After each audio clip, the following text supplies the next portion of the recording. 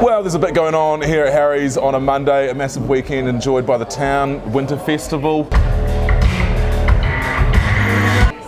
Winter's well and truly here. Pleasure to be back here at Harry's and pleasure to be joined by Hemi. How are you, bro? It's good to be here, Henry, yeah, awesome. Hemi te Awhitu. Te Awhitu, yeah. Te Awhitu, a pro disc golfer joining us. We're going to talk to him in just a minute to see what exactly is happening in the sport and what happened with the Winter Festival doubles tournament over the weekend.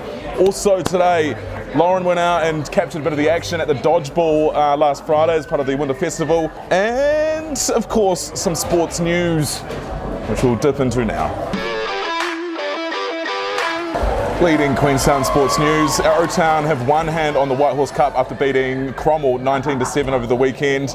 I asked Malcolm Sutherland, he's one of the players for Arrowtown, I was like, how did the game go? He's like, yeah, it went sweet, but we ripped into a bit of a bender, and then on Sunday, they met up at a hay barn at 11 o'clock in the morning and continued to celebrate.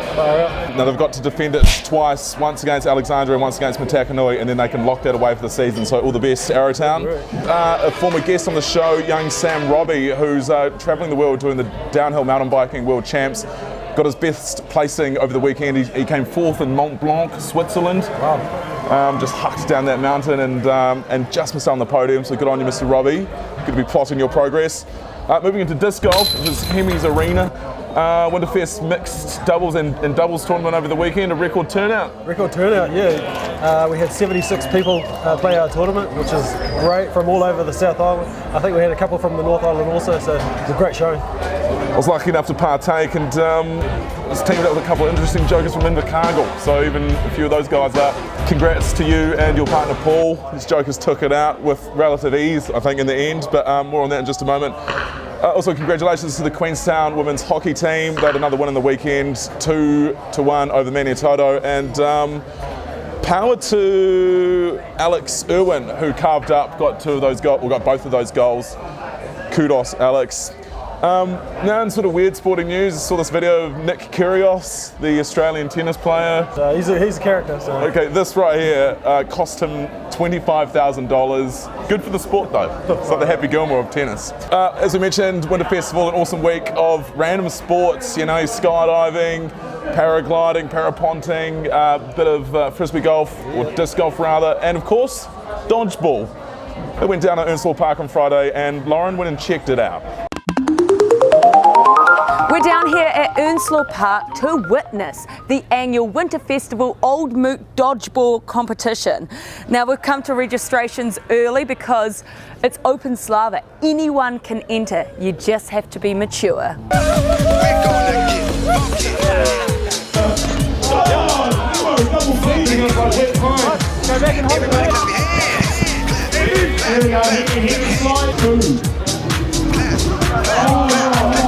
We're all from Queenstown, we're a local team, so... Oh, sweet. We're Purple Cobras. We're the Purple Cobras. Yeah. Wasn't that from dodgeball? We will rock you. So you guys are all dressed up. There's a theme here. There is a theme, Mike and the boys. So how did you get the call to be the ref then? I actually used to own the court, and then I sold the court to the guy that brings it in, and then just being an ex-New Zealand player, he said, you know, can you come up and ref the tournament? And we've been doing that for the last few years. Good game, really good game.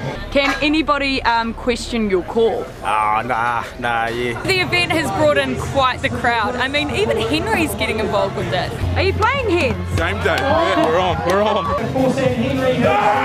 Do you guys actually know how to play dodgeball?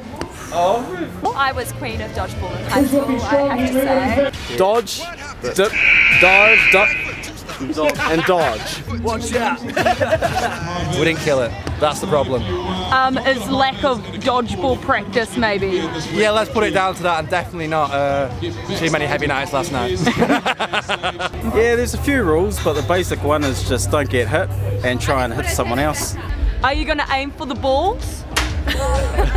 As in ball shots, as in the body part? As a dodgeball heading towards the balls? Yeah, no, it's encouraged more than anything else. Yeah. Are you guys here supporting a team? No. Do you reckon there needs to be a few more like public dodgeball comps? Need more fun things to do!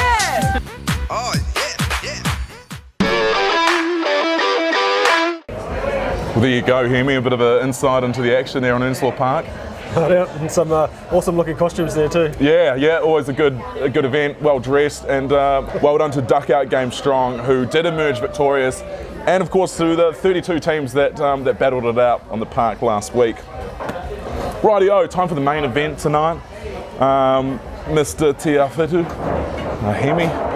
Thanks for coming down again, and as we mentioned, a huge weekend for disc golf for Queenstown, and the sport itself here has been around for quite a while. Yeah, well, they've been throwing frisbees or discs, as they're called, in the Queenstown Gardens since the mid-80s. The Queenstown Gardens course was actually the first permanently marked course in New Zealand and became the full 18-hole course back in 1996, officially. It's such an awesome thing to do in town. It's free to play, it's so close. And it's just great fun for all ages.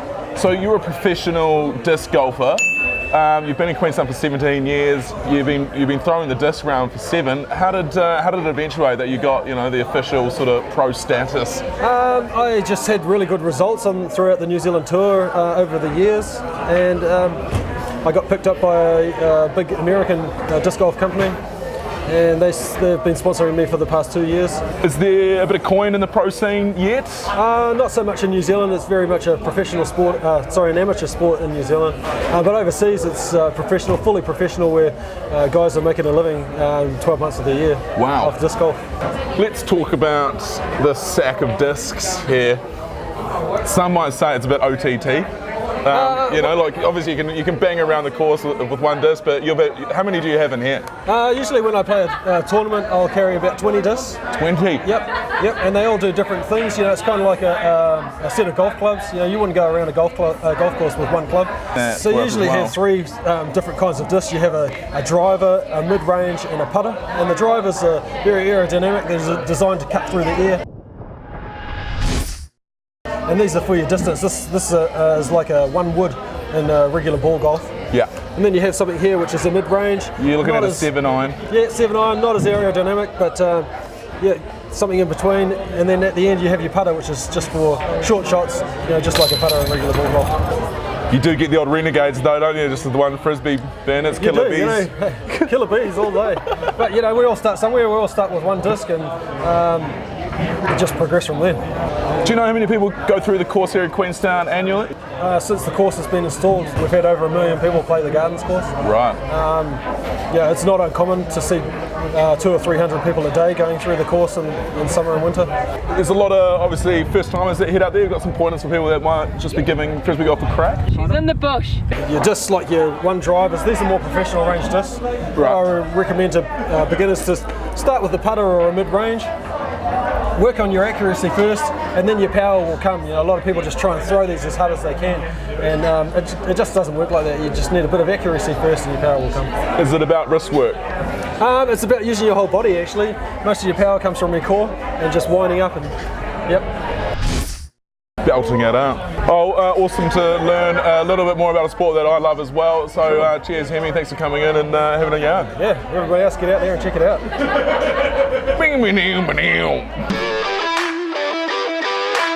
All right, that's almost us for the 7th episode of the LWB TV Sports Show. Don't forget, here at Harry's they got $10 pizzas on a Tuesday. I've been nibbling on one tonight, the PI. Pretty good. Volleyball, if you're keen on volleyball, I saw a post on Queenstown Trading. There's a bit of a scene popping up Thursday, 7 p.m. at the old Awhitu High School gym.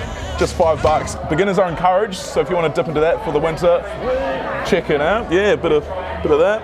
Go hard, the Sky City Stampede, back at home this weekend, Friday and Saturday against Botany Swarm, I think, one of the Auckland teams.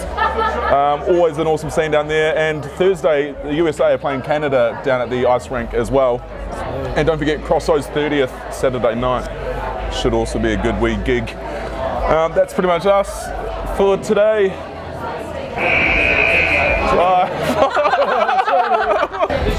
And if you've got any sporting news or photos or information, bang it on through. You can send it to tv@lwb.co.nz. Ciao, Nui.